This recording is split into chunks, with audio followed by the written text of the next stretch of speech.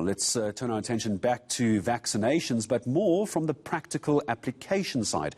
Millions of COVID-19 vaccinations are expected to arrive in SA, as Marcel was reporting. But here's the real question on the ground issue. How are companies going to roll out the vaccines to their staff when they eventually get them, especially if people become ill because of side effects and some employees who are refusing to take it? And that is still, at this point, Mercer CEO Tamara Parker, it's still an option for people to take it. Good morning to you.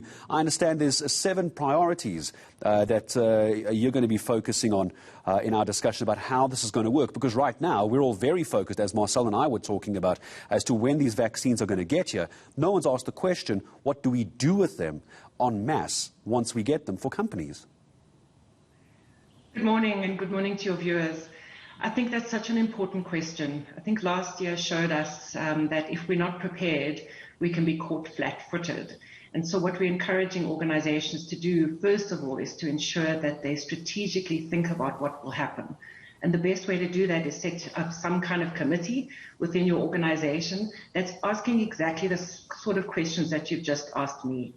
That committee could be made up of HR, of your legal team, of your business resilience or risk team, of business leaders, but they need to be thinking strategically about what to do when the vaccines do eventually become available to all of us.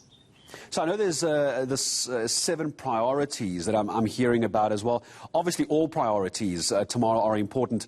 Can we perhaps start with the top priority in this case? What would we be looking at? I think the top priority, as I've mentioned, Gareth, is to ensure that you have a committee to think strategically about what you're doing. And that committee should be thinking about a few things, right? So first of all, what is the employer's role? As responsible employers, it's our job to ensure the safety of our employees. And that's not just in terms of our physical safety, which of course we are well aware of at present, but also the mental safety of our employees.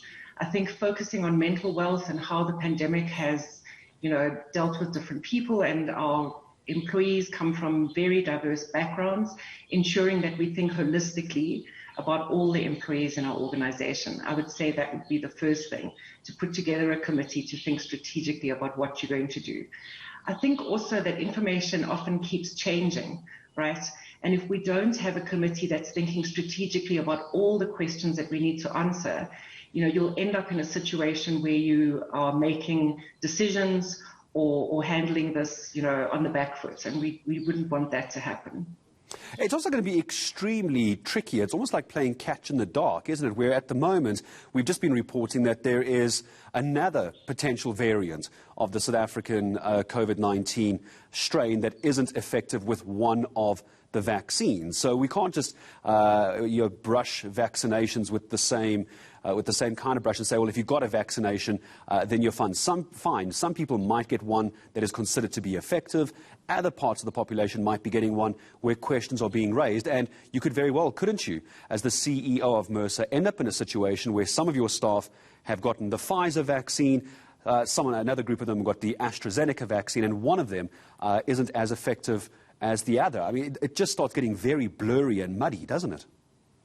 Correct. And of course, you may have some people for health reasons or for religious or personal reasons wouldn't want to be vaccinated at all.